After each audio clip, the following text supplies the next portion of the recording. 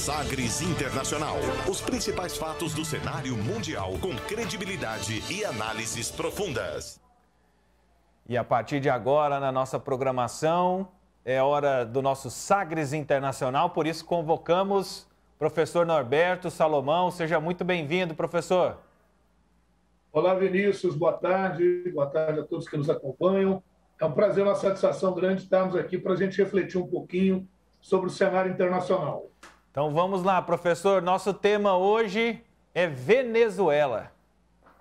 É a Venezuela, né? A Venezuela que vem com novidades aí, tentando dar uma reviravolta na sua condição econômica, mas não é muito fácil. E aí eu achei interessante a gente relembrar um pouquinho, porque muita gente pode ter esquecido, né? Ou alguns nem saibam, como é que caminha essa história da Venezuela. Bom, a Venezuela, é sempre bom lembrar, é a República Bolivariana da Venezuela, né? Quem mudou o nome foi o Hugo Chávez. Hugo Chávez é um nacionalista de esquerda, militar, né? Foi nacionalista de esquerda, militar, um tenente-coronel paraquedista, e que conseguiu chegar ao poder via eleição, hein? É importante. Eleições que foram consideradas, a primeira eleição do Hugo Chávez, consideradas legítimas pelos organismos internacionais. E a bolivariana por quê? Em função de um dos grandes líderes do movimento de independência na América do Sul, que foi o Simão Bolívar, ou Bolivar. Né? Daí ele trazer de volta o nome desse personagem heróico, nascido lá na Venezuela. E a Venezuela também está na região, está na parte mais ao norte da América do Sul, está na região do Mar do Caribe, há várias ilhas, né? E é um lugar, seria um lugar, não fosse a crise tão intensa, muito interessante para o turismo, né? E a Venezuela, desde o século XIX, ela tem também uma disputa com a Guiana. É bom lembrar que nós temos 3 Guianas ali, né? A Guiana Francesa, que é a Guiana Francesa mesmo, a Guiana Holandesa, que nós chamamos de Suriname, e a Guiana, só Guiana, que é a antiga Guiana Inglesa. Então, com a Guiana Inglesa, há uma disputa entre a Venezuela e a Guiana por uma área que se chama Essequibo, essa área que é uma área rica em petróleo e na qual a ExxonMobil se instalou, uma empresa de petróleo dos Estados Unidos, antiga Exxon, mas se juntou à Mobil, e aí ExxonMobil, desde 1999, eles se instalaram naquela região, contrariando um acordo feito na década de 60 entre o governo venezuelano e o governo da Guiana. Então, temos esse problema lá. Inclusive, agora, em 2021, viu, Vinícius, e todos aqueles que nos acompanham, nós tivemos manobras militares feitas pelos Estados Unidos, justamente naquela área, e a Venezuela contestou internacionalmente, pediu intervenção da ONU, e os Estados Unidos disseram que estavam apenas fazendo exercícios conjuntos com a Guiana, que seria ali uma nação irmã, uma nação aliada dos Estados Unidos, né? Agora, a política da Venezuela, viu, sempre foi uma política bastante instável, cheia de altos e baixos, de golpes militares, de intervenções, como é a característica comum, né, da América Latina. Isso é comum aqui na América Latina. Porém, chegou-se a um ponto, viu, em que os partidos políticos, quando perdiam a eleição, não aceitavam o resultado dessa eleição, diziam que a eleição tinha sido fraudada. A coisa ficou tão séria que levou, em 1958, a um pacto chamado Pacto de Punto Fijo, um pacto em que os 3 principais partidos à época concordaram em não contestar o resultado das eleições, para que a coisa seguisse vida normal, porque essas contestações eram muito mais para tumultuar o processo eleitoral. Então, em 1958, foi feito esse acordo, o Pacto de Punto Fijo, e esse acordo durou 30 anos, né? Depois, ali no final dos anos 80, início dos anos 90, nós tivemos uma volta da instabilidade, porque, você imagina, ficaram 2, 3 partidos controlando a vida política na Venezuela. E isso é um campo fertilíssimo para corrupção, para favorecimentos. Muitas famílias ali poderosas se enriqueceram e, para a maioria da população, uma péssima distribuição de renda. Estamos falando disso aí antes de Hugo Chávez, quando os partidos que estavam à frente do poder normalmente eram partidos de centro ou partidos de direita. Então, a situação era precária. Em 1989, nós tivemos um movimento contra o governo do Carlos André Pérez, o movimento chamado Caracazo, porque em Caracas, na capital Caracas, então, intensas manifestações ali. Ali já dava para ver que o pacto de Ponto Fijo já tinha chegado ao final, que a coisa já tinha desandado e uma série de manifestações começaram a ocorrer, e aí aparece, digamos assim, uma espécie de outsider, que é o Hugo Chávez, né? Militar, com aquele discurso de colocar ordem, moralização, combate à corrupção, e ele tenta um golpe em 1992, o Hugo Chávez, mas um golpe mal sucedido. Ele acaba sendo preso, depois de 2 anos na prisão ele recebe uma anistia.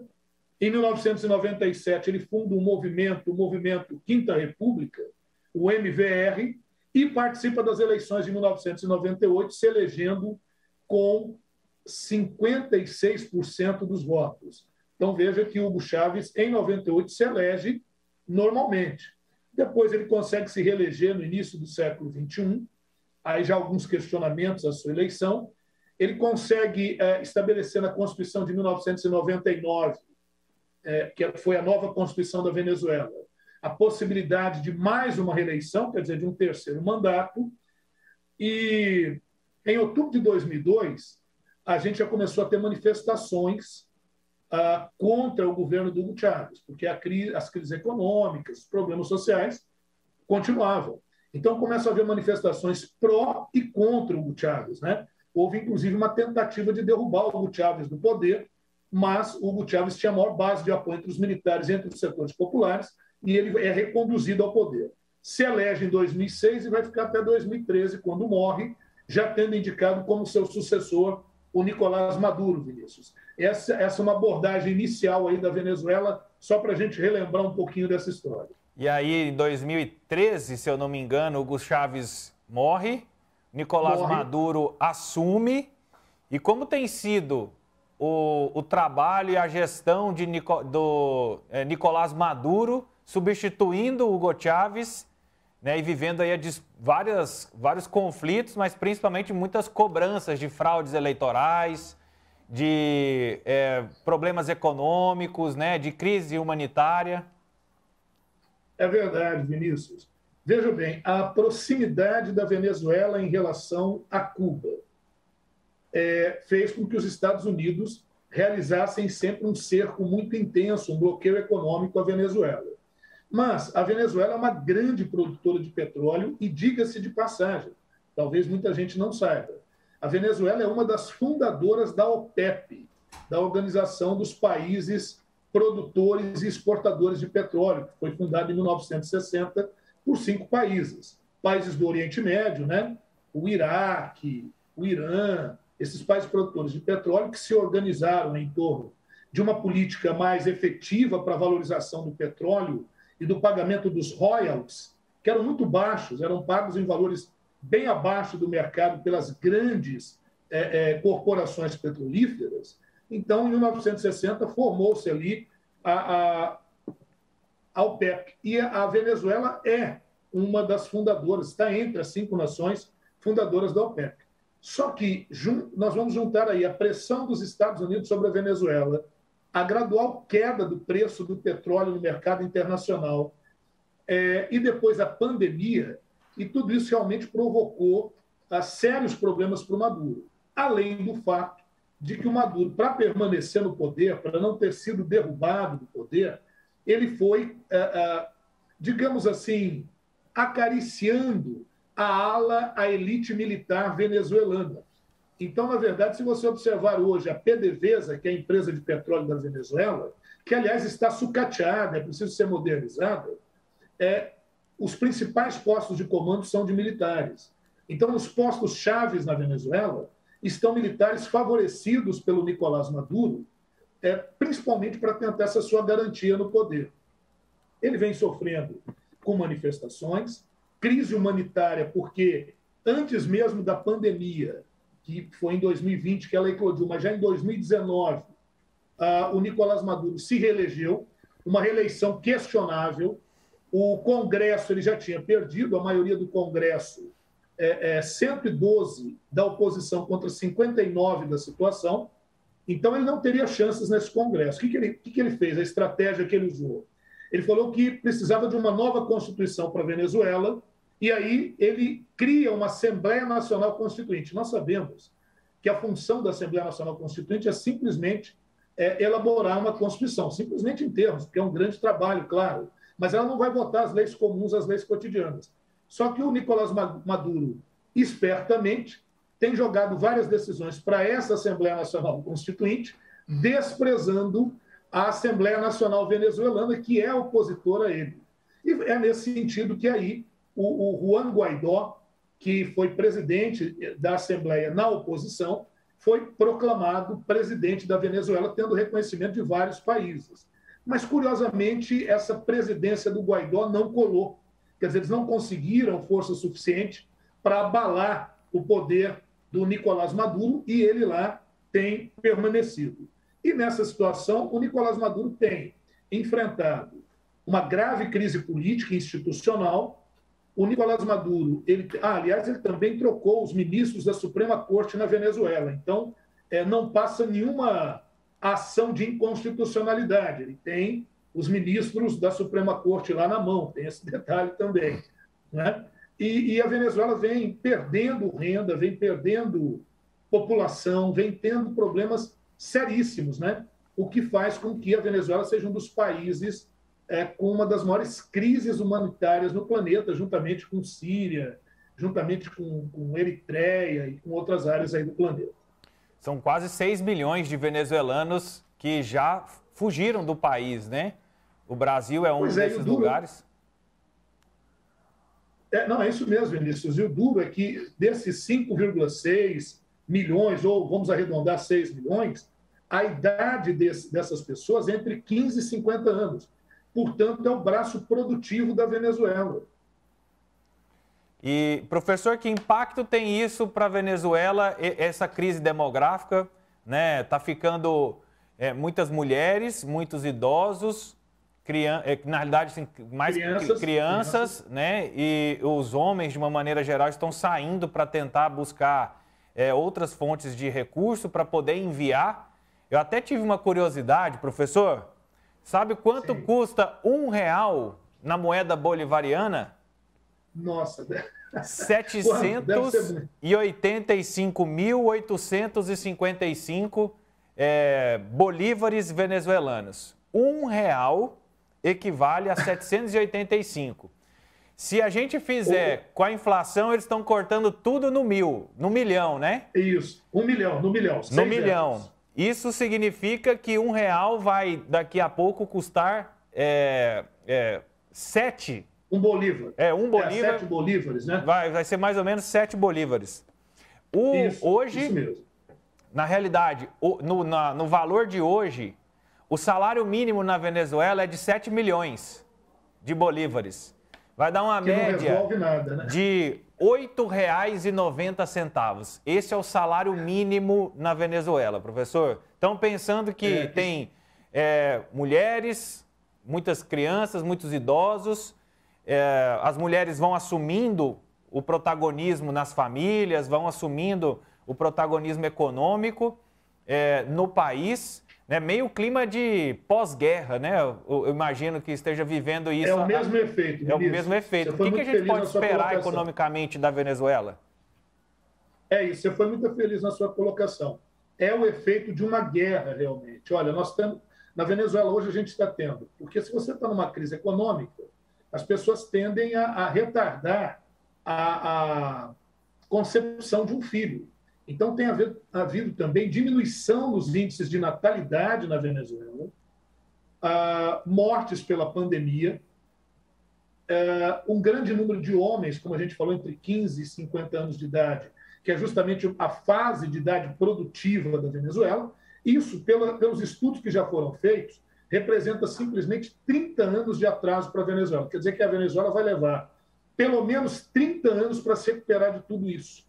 E você veja que a culpa de tudo isso está ligada à questão política, à questão institucional, à ambição pelo poder, o apego pelo poder, porque, veja, o Hugo Chávez e depois o Nicolás Maduro, eles insistiram em uma permanência no poder em eleições que foram absolutamente truncadas, excetuando-se a eleição de 1998, que foi a primeira. Todas as outras eleições que ocorreram na Venezuela desde então são absolutamente questionáveis. Isso foi levando o país para uma direção muito ruim, porque não há um embate, né? Não há um contraditório. É um Congresso sempre controlado pelo governo. E quando o Congresso consegue eleger a oposição, o governo cria estratagemas para não obedecer ou não respeitar aquilo que o Congresso vem colocando. Então, é um caso gravíssimo. Para você ter uma ideia, a Acnur, que é o Alto Comissariado das Nações Unidas, né, é que nos dá esse número de 5,6 milhões de refugiados venezuelanos. Veja você que hoje, na Venezuela, 50% das mulheres são chefes de família e num quadro de absoluta vulnerabilidade, enquanto que no restante da América Latina esse número é de 36%, né? E cerca de 60% dos migrantes da Venezuela, a gente já tinha falado, são de homens, e isso afeta profundamente aí a região. Ô Vinícius, a cada 100 pessoas em idade ativa, para cada 100 pessoas em idade ativa na Venezuela, 65 são dependentes. Para cada 100 pessoas tem 65 dependentes, ou abaixo dos 15 anos, ou acima dos 60 anos. Então, esse quadro todo gera o quê? Pessoas mais velhas, pessoas que não têm, ou muito novas, que não têm condições de entrar no mercado de trabalho, já não têm mais a mesma produtividade, e necessitam de assistência social, de aposentadoria, de pensão. Então, você imagina o déficit da Previdência na Venezuela. Então, hoje, a situação realmente da Venezuela é absolutamente crítica. E soma-se a isso o que a gente falou aí do processo de inflacionário na Venezuela. A inflação acumulada de 2020 na Venezuela beirou os 3.000% no ano, 2.900 e uns quebradinhos acumulado no ano de 2020. Só para você ter uma ideia, aqui no Brasil nós não estamos muito bem das pernas, mas o índice oficial de inflação de 2020 foi 4,5%. Lá na Venezuela, para a gente ter um comparativo, 2.900 e alguma coisinha, quase 3.000% de inflação. E o que seria, afinal de contas, esse processo inflacionário? Não é? É quando os produtos, os bens e os serviços, eles têm maior valor do que a moeda emitida. A moeda emitida não consegue acompanhar esse valor. Então, você vai precisar emitir cada vez mais moeda para comprar menos coisa. E é por isso que a gente fala que a moeda desvalorizada infla a economia. Bom, há algumas maneiras de você tentar solucionar isso, que é investindo na produção, que é aumentando, por vezes, a taxa de juros para alguns setores, para indisponibilizar a liberação de capitais assim ao bel prazer. Você pode usar a sua balança comercial e a sua reserva cambial, como fez o Brasil, para lastrear o Plano Real, usou a banda cambial e a reserva cambial em dólares para poder fazer a transição para uma moeda mais forte. Agora, a saída mais simples, viu, Vinícius? E todos aqueles que nos acompanham, é cortar zeros da moeda, porque dá a impressão de que a moeda ganhou valor.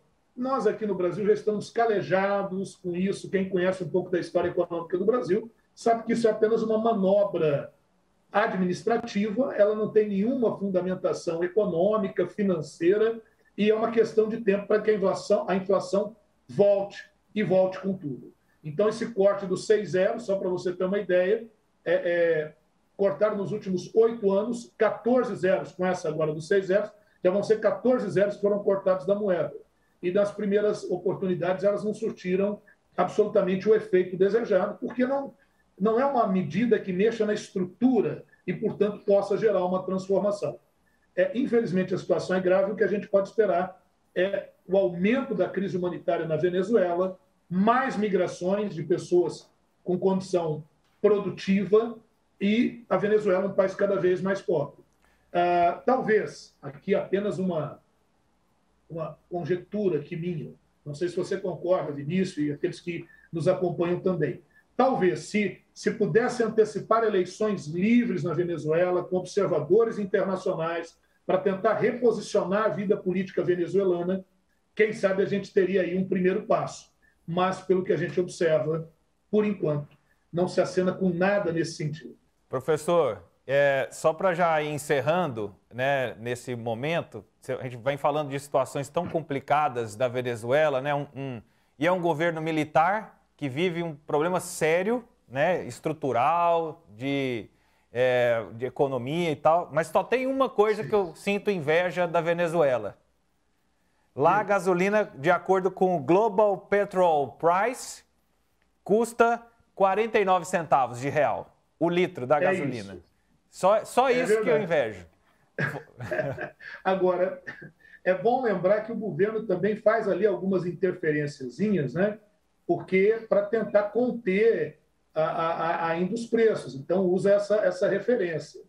Aqui no Brasil, dá até um encontro nosso outro aqui para a gente falar um pouquinho sobre a composição do preço dos combustíveis no Brasil, que é um malabarismo tremendo. Você tem também o consultor de economia, creio que às terças-feiras, que talvez possa até fazer uma coisa profunda nesse sentido. Mas é a política que o Estado adota, né? Agora, veja, realmente a gasolina é barata, mas lá está chegando a um ponto que você tem a gasolina barata, mas já não está tendo carro para andar também, né? Enfim, é um quadro crítico. E você disse bem, né, Vinícius? É um governo militarista, sim, porém de esquerda. Então, aquilo que a gente fala sempre aqui nas nossas transmissões, hein? Não se iluda. A direita e a esquerda muda-se assim a banda, mas as práticas, infelizmente, elas são as mesmas. Professor, muito obrigado pela participação e até sábado no nosso podcast.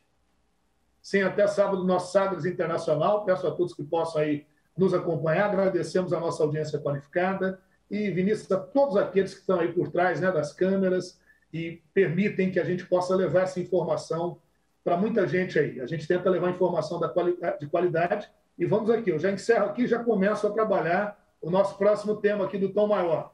Um grande abraço a todos. Até mais. Valeu, obrigado. Esse é o professor Norberto Salomão participando aqui no nosso quadro Momento aqui, Sagres Internacional, dentro da nossa programação. Sagres Internacional. Os principais fatos do cenário mundial com credibilidade e análises profundas.